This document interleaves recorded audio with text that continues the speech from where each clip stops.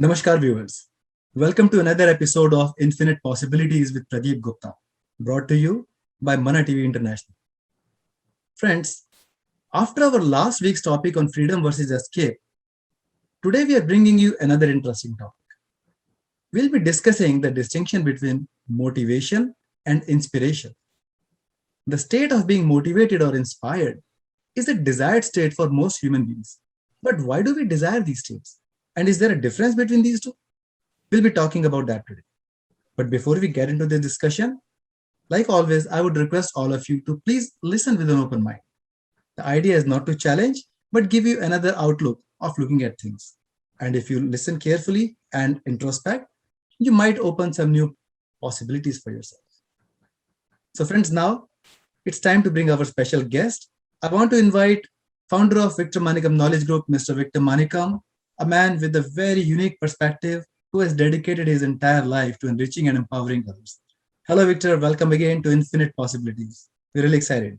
Thank you so much, Pradeep. Once again, back home.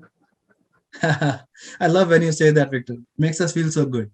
So, Victor, as you heard, today we are going to be talking about motivation versus inspiration. And last time you did such a great distinction between freedom and escape. So I'm really excited and looking forward to you now giving your perspective on motivation versus inspiration. Now, let me just see how I put it. The way I'm going to be going on this, I'm not saying motivation is better or inspiration is better. But I'm saying that there is again a distinction to what is motivation. And there is a distinction to what is inspiration. So when you say motivation, which means you're going from point A to point B, and you have some motivation to move from point A to point B. Yeah. So this is point A, and I want to go to point B. And there is some level that you want to move. There is a move. And that is a thought-based action. You're moving from point A to point B based on a thought. Whereas inspiration is moving from point A to point B based on a feeling. It's an action that is based on a feeling. And motivation is an action based on a thought. Now, I would like to spend a little time when I'm saying thought-based action or feeling-based action, moving from point A to point B. I want to spend a little time, Pradeep, on talking about dissatisfaction. Yeah, I was actually about to ask you. It almost felt like motivation arises out of dissatisfaction with the current situation. Is that a valid statement? I want to say that while I would say, yes, I agree with you, but I would like to expand it a little further to say dissatisfaction is the perennial state of a human being. Now, most of us are trying to say, I want to be satisfied in life. I want to achieve some satisfaction. But satisfaction is a mirage. You and I are never going to be satisfied. If human beings were satisfied, we wouldn't evolve to the way we evolved. That's true. So the brain is not designed to be satisfied. The brain is designed to be dissatisfied. It is necessary for the survival. Just imagine I would take 100 areas of your life and plot it on satisfaction. What would you move? Where would you move? Where would you and I move? Now we have an aversion to the word dissatisfaction, saying dissatisfaction is not good. But I am saying dissatisfaction is essential for existence because that is what keeps the movement. If there is no dissatisfaction, what? Now the thing is, you and I can be impacted by dissatisfaction or can choose the dissatisfaction you want. You can choose the dissatisfaction. Can you elaborate on that? Like, for example, let us say something. You and I, like, let us say you're writing an article and you can be satisfied with the draft and say, this is what I've done. Or you can be dissatisfied and say, I want to improve this. I want to make it better. I want to do this. This is missing. This is missing. Now, that is dissatisfied, right? You're dissatisfied with what you have created and you want to bring out more of it. You want to bring forth something. Imagine you're satisfied with everything that you do. How will it be? Or let us say somebody who loves cleanliness, somebody who loves balance, do you think they're ever going to be satisfied? They're going to be seeing where there is dirt and where there is lack of cleanliness and try to bring forth cleanliness. I mean, that's what that person is going to do. Correct. You know, you want to better up, like look at a sportsman who's satisfied with the fact that this is the best I can do. Or question, where would that pushing the limits come? Where would it come to break barriers? That is such a fundamental thing about being a human. And dissatisfaction is essential. No? You don't come and say, I'm satisfied, I'm satisfied, I'm satisfied. There's nothing I need to do. I'm very content. That's never going to happen. The brain is never going to be dissatisfied. It's always going to be dissatisfied. So the smart guy says, I'll choose my dissatisfaction. Look at somebody who's doing a project on, I want to take away hunger on the planet. Now, is he going to die satisfied? No. But it's the dissatisfaction that motivates him to a certain place, or rather inspires him. I will not look at a distinction here of motivation and inspiration while I'm discussing dissatisfaction. I'm saying dissatisfaction is an essential part of being human. Never looked at it that way. The question is, can you reject the dissatisfaction experience or do you accept the dissatisfaction experience? It means, are you fighting dissatisfaction to reach satisfaction? Or are you accepting dissatisfaction and looking at dissatisfaction as a possibility to create something? I see. So I want us to have a positive or a possibility orientation of dissatisfaction, seeing dissatisfaction as such an amazing possibility. Only thing is whether we are default, living in the default or the created. If you're living in the default, then you will want to move from dissatisfied to satisfied. But in the created, you will know dissatisfaction is so essential. It is the energy which creates. So this is actually a very different perspective, Victor, and exactly why we are here in this infinite possibilities, because all our lives, we keep hearing from our elders and our teachers or whatever that contentment is the key. You should be happy with what we have. Otherwise, we'll always be like unhappy if you're always chasing after things. We kind of grew up. That's the programming that a lot of us were given, like need to be happy and content with our situation. I will continue to say, yeah, being dissatisfied doesn't mean you are unhappy. The problem is we have collapsed it to say, if I'm dissatisfied, I'm happy. I'm unhappy. I mean, right. Dissatisfied allows you to move and do something. It is an essential energy for movement of the self. But at the same time, you can be content that this is where you've reached and there's more to go. But you don't have to, like what we do is contentment, happy, satisfied. Now that's the collapse. How about looking at contentment, happy, dissatisfied? I'm dissatisfied about the state of poverty in this country. The poverty upliftment that has happened, I'm dissatisfied. And I want to do something. Well, that's such a positive thing. Right? Or working towards the girl child education in third world countries. Or working towards women empowerment across the globe. I'm dissatisfied about state of gender inequality. And I want to work towards empowerment where there is gender assimilation or gender integration in the workplace. Now, if you're satisfied, what are you going to do? I'm satisfied at the way it is. Can you really be satisfied? I'm satisfied about poverty on the planet. Right. I see what you're saying. You need to be inhuman to be satisfied. Now you get me? Yep. So dissatisfaction is okay, but at the same time, we cannot let it make us unhappy because we know that we are going to be dissatisfied in the end. So we have to choose. I see now where you're going with that. Choose your dissatisfaction. I see exactly. Thanks for clarifying that, Victor, because I think that was essential in understanding what you were saying. Thank you.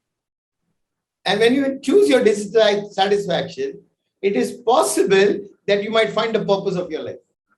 Okay, I'm going to ask you to elaborate on that also. Yeah, like The purpose of my life is to discover self, to discover the invented self, and what is possible for the human at the level of being, at an ontological level, what is possible for this being called human being? What is possible? And I'm forever going to be dissatisfied in discovering what is possible and leave a legacy of an inquiry and a discovery on what is possible for this human being. And that allows me to create, invent, discover, dedicate a life. Imagine I'm satisfied about what it has been understood or discovered to be a human. And isn't that an interesting purpose? Or let us say somebody's purpose in life, as I said, could be one, could be simple, to make sure water and sanitation is available to every human being. Now that's a purpose, but you have to be dissatisfied about the state of water availability and sanitation. Or today we are discussing climate change post-COVID.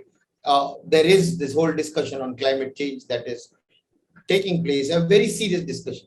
Climate change, of course, was there right from Al Gore started about climate change after his tenure as vice president. He started up the whole activity on climate change.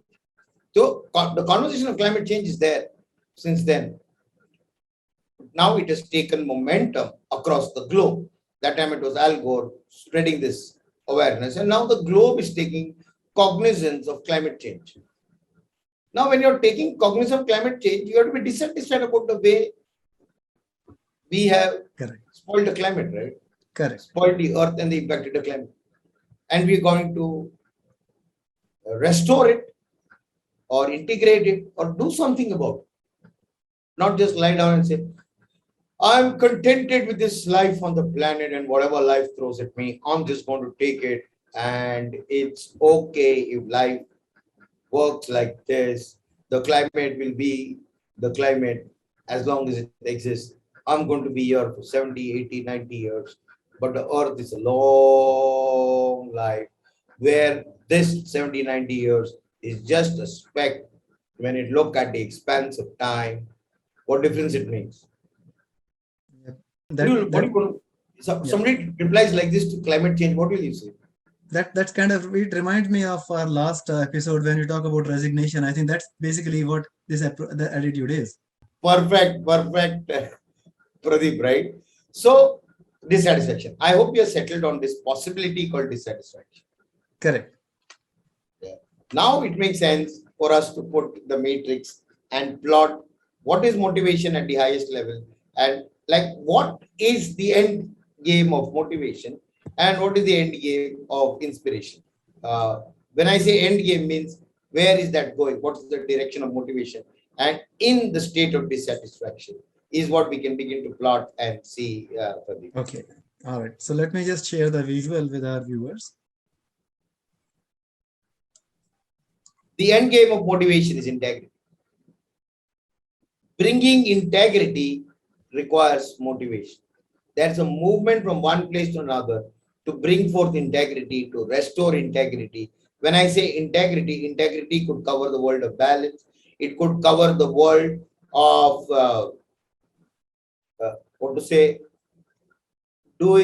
bringing things to authenticity, bringing honesty is integrity. It is that world where you say what is as is, to bring it to that place in anything, and then take it from there to what is as is to it is now this. The integrity that is required to ride a bicycle to the integrity that is required to fly a plane is different. The alertness that is required. So that integrity of the vehicle, the ownership of the vehicle or the handling of the vehicle as such a transformation as the nature of the vehicle changes. The guy on the bicycle may not be required to be as alert as the guy on the motorbike. The guy on the motorbike, the guy in the car does not need to be as alert as the guy on the motorbike. The guy driving a truck needs to be more alert than the person in the car. So the level of integrity keeps changing, or the integrity that is required for a child in school is distinct from an adult in society, to a father in the society, to someone who is the CEO of an organization to rather the employee of the organization. So motivation is got an end game called integrity, mastering integrity. Whereas inspiration is a game of mastering excellence. I am not saying in integrity there is no excellence, and I am not saying in excellence there is no integrity. One is required in the other. But motivation is a game of mastering integrity.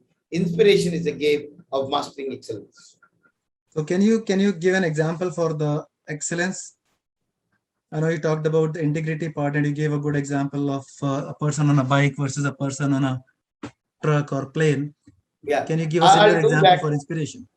Since you asked, it's my duty to do what you asked. Yeah, because I just want to make sure that I get it. Because if I get it, I'm hoping that all my viewers will also get it. Yeah, I get you, Pradeep. Like, let me look at any of your luxury watches. What do they give you? Excellence. It is a pursuit of excellence to bring it when they say this lasts forever. It is a pursuit of excellence. Or you take those premium pens, the smoothness with which it writes, the refills or the ink and the nib, there is a craftsmanship that is required to produce that kind of writing on paper. Or you take a product called Moleskine books. Those Moleskine notebooks are probably very expensive. But just imagine the amount of hard work that it goes to produce that kind of books. Or even single malt whiskey is a production where excellence is there. Now nobody is there to appreciate your excellence. Not many people who use your products or use your expressions or participate in it will know that this takes so much effort. But the joy of having brought it forth is because it inspires you to pursue that level of excellence. And there is no end to the excellence game. And there is no end to the integrity game. But it is a game of integrity. It's a game of excellence. Thank you, Victor. Thanks for clarifying that and giving the example. Your example, I'm sure a lot of our viewers can relate to the single malt experience. I can. Yeah. I mean, you look at a single malt. Absolutely. I mean, you need to know that you need to appreciate the grain. I mean, if you're drinking a single malt, you will know that how much it takes to create that fragrance, to make that possible. It doesn't come just by taking and putting something, doing some fermentation and distillation and happens. But the temperature at which the grain is picked from the farm, to how it is stored, to how it is fermented, in the cask that it is fermented, and the wax that it is fermented. I mean, and then making sure that it is the same grain. There's no mixing of the grain. Because if you mix little, then it's a blended scotch whisky. It is not single malt. Yep. No, that's a great example, and I'm sure we can come up with a lot more now that you have shown us the way. So thank you for clarifying that for me. I think we can move to the next step now. Now I'm coming to this space where now let us plot this. Now let us plot this whole discussion and see if we can get something to take home in practicing motivation or practicing inspiration.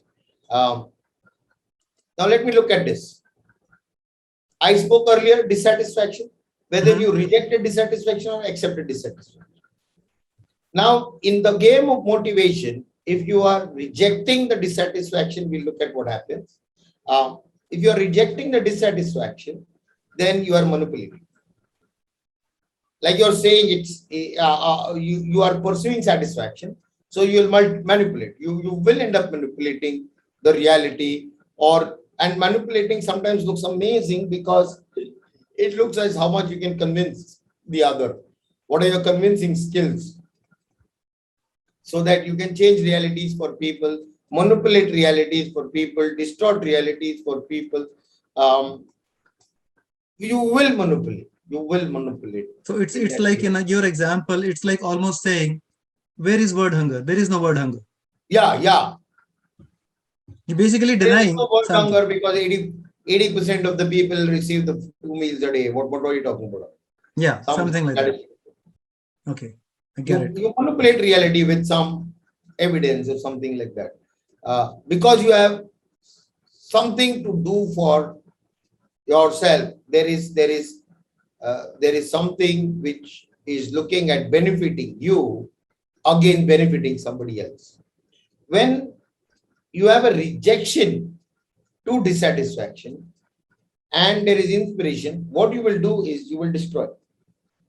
There is no inclusion, there is exclusion. And then you want to be the best and you will destroy something around you. In both these cases of rejecting the dissatisfaction, motivation and inspiration is about what benefits me, irrespective of it benefits others or not. So I understood the manipulation part, I think, but I'm confused about the destruction. When you say destruction, what exactly are we talking about here? Yeah. Basically, what you're making me do is explain everything with examples. And if I don't give the example, you will come up with this amazing line, which is with full of humility. I'm confused. Basically, it is like if you're doing your job, give me the example. Don't keep giving me the theories. I got the theories. See, let us say you are inspired to build great roads in a city, let's say, or you are inspired to build great health. Now, what you will do is, in that focus of saying, I want the health of the family, you will invalidate everything around you. Others will not be inspired. You are inspired, but you will destroy the inspiration of others because you don't appreciate the dissatisfaction space. You want to preach a satisfaction space. So you'll say, you know what, you should not eat this. You should not eat this. That's dangerous for our health. I'm inspired to have a healthy living. All you guys are not having healthy living. I'm going to tell you why you are unhealthy. Now the invalidation game begins there. You are invalidating something. When you're saying I'm inspired by something, now in that invalidation, you are spreading a space of destruction for others. There is nothing for others. I'm extreme and I don't care whether people are there with me, but I'm completely inspired. Now that is counterproductive. That is fundamentally counterproductive. Am I making sense? Yeah, absolutely. No. That actually, I'm glad that you gave that example because I can actually relate to that. Some people, I know people like that who are so inspired by something that they just don't consider others. And if they are also equally inspired or not, they just want to control everything in their space. So yeah, I think that was a great example. Thank you because they are reaching the end goal called satisfaction, which is a mirage. Exactly. But now let me take this. I accept dissatisfaction. I see dissatisfaction as an essential possibility for human existence. Then I'm moving towards integrity. What is the next level of integrity possible? What is the integrity I can bring to things? The integrity of my life, the integrity of my financial compliance to society, the integrity of how I treat people, the integrity of paying bills. See, I'll tell you one thing. The greater the responsibility, greater the motivation to bring forth integrity in life. The greater the blame, the lesser the integrity. In fact, the total lack. The more you blame, your lack of integrity keeps increasing. The more you take responsibility, you are motivated to live a life of integrity every day, every time, all your life. And in the acceptance of that dissatisfaction, when you come from inspiration, you pursue excellence. And now, if we can be distinct about what is motivation and what is inspiration, then I can say these are the things that motivate me. So this is where I bring integrity to life. And these are the things that I'm inspired by, which brings excellence. Now, in integrity and excellence, you are motivating others and you are also inspiring others. Because it's not that you're going and doing convincing, you're not going and invalidating. In just being yourself and pursuing that, people join with you because they're either motivated by you or inspired by. And you don't have to do anything because you're in a constant flux of dissatisfaction to see how the world can be a better place than it was before. What can I do? And in that larger view, people will join in because you see them as constituents of the world and you don't see you as the best or the better of the world, but you include the whole world. So naturally, people join with you in pursuing excellence. Like if you look at how you're talking about Tesla, the entire community of people talking about appreciating excellence because it just inspires people to what is this whole Tesla philosophy. It just inspires people to live a life. People may have opinions about what Elon Musk is talking or what he should be talking, but just look at a culture of excellence that has been created um, where they produce machines of excellence. Wow. So this Victor, again, you know what? I just want to thank you for giving us this distinction. So I think what I'm getting is it's not really motivation versus inspiration. I think that was kind of not right. It's basically we're not trying to put them against each other. There is one is not better than the other. Looks like it's like they're both there, and it's our responsibility how we want to be, right? Whether we want to be motivated or whether we want to be inspired. It's our choice, right? Yeah. That's If what we the are path saying. is integrity, motivation. If it is about excellence, then it is inspiration. Then it's inspiration, and this is our choice. We are responsible for making that choice as long as we are aware of this distinction. So that was excellent, Victor, as always. Thank you very much for giving us these distinctions. This was, I think it was a very interesting thing because a lot of us don't really see the difference. They're like very similar sounding words: motivation, inspiration. We always say I'm very motivated, I'm very inspired, without really understanding these subtle differences. But these subtle differences can actually mean totally different end result. One could lead towards a space of integrity, the other could lead us towards a space of excellence. So that was something that I definitely got, and I hope my viewers also got that. So thank you so much for giving us that distinction, Victor. And friends, I hope you enjoyed our conversation today. I want you to write to us comments, feelings, your feedback, your experience. If you started looking inside and see if you have any questions or any issues that you came up with, you want us to address in our upcoming episodes, please write to us in the comments. We look forward to hearing from you. And Victor, I want to thank you one more time for coming here, spending your time and giving us such good perspectives on things, which is only unique to you. So very excited, and I want to thank our viewers. I will see you all again next week with yet another stimulating topic. Till then, this is Pradeep Gupta signing off. You are watching Infinite Possibilities on Mana TV International. Thank you all.